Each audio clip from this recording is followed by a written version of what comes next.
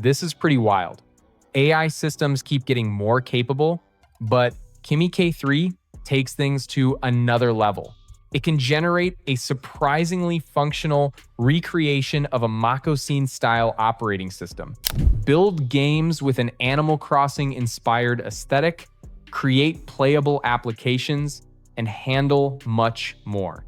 What really caught my attention is how close these capabilities are getting to some of the strongest frontier models.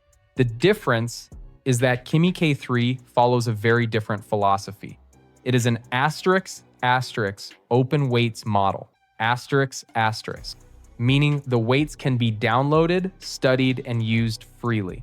Instead of being locked inside a closed platform, the model can actually be owned and built upon.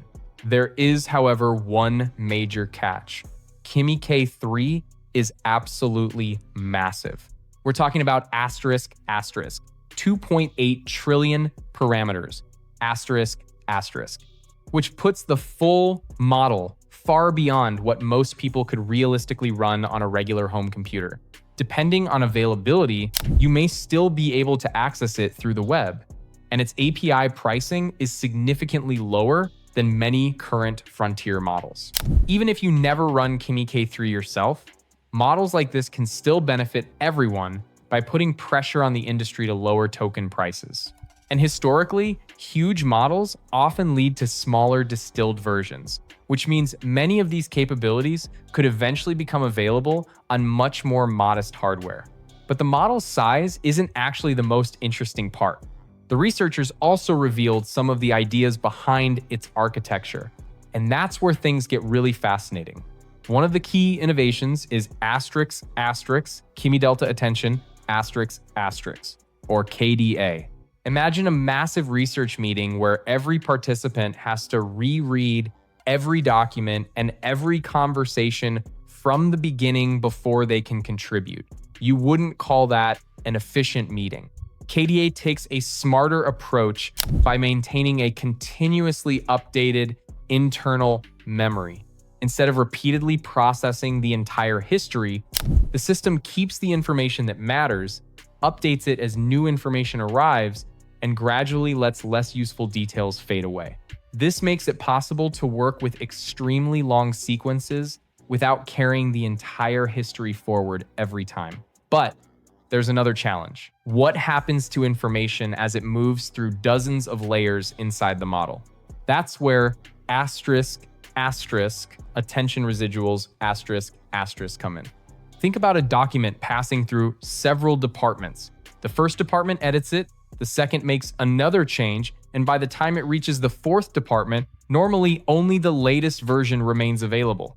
Attention residuals change that. The later layers can still access useful information from earlier versions, allowing the model to understand not only what the representation looks like now, but also how it evolved along the way. Together, these two ideas work in a powerful way. KDA manages and updates the model's memory, while attention residuals preserve access to useful information from earlier representations. According to the research, combining them delivers roughly a 2.5x improvement in scaling efficiency compared with Kimi K2 ***. And that number needs some context. It doesn't mean Kimi K3 is literally 2.5 times faster or that running it costs 2.5 times less. The claim is about training efficiency. The architecture can achieve roughly 2.5 times more learning progress from the same amount of training computation. For a single generation of an AI model, that's a significant improvement. And this architecture helps explain how we're seeing capabilities like advanced coding, application creation, games, and long context reasoning from the system. But the bigger impact goes beyond Kimi K3 itself. When researchers publish architectural breakthroughs openly, other teams can study them, reproduce them, modify them, and use the same concepts in completely different models. Progress doesn't stay inside one company, it spreads throughout the open AI ecosystem. That's why I think the current moment is so interesting. Kimi K3 may be far too large for most people to run locally today, but smaller distilled versions could eventually bring many of its capabilities to ordinary computers. As models become more efficient, the gap between massive research systems and everyday AI tools can continue to shrink.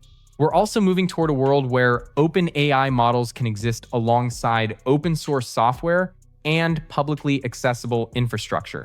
Researchers, developers, students, and scientists can build on the same ideas, instead of waiting for a small number of companies to decide what technology becomes available. And that's the part I find most exciting.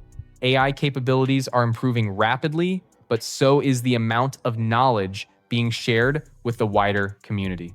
If these architectural breakthroughs continue making their way into smaller and more efficient models, advanced AI could become accessible to a much larger number of people.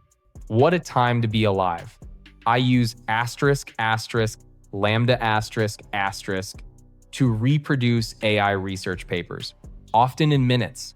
It's also useful for training your own models, fine-tuning existing ones, running inference, and experimenting with text-to-image or video systems. You can even run a DeepSeek chatbot or agent using powerful NVIDIA GPUs. I use it to test ideas from the papers I cover, launch experiments, and get results quickly. Love it.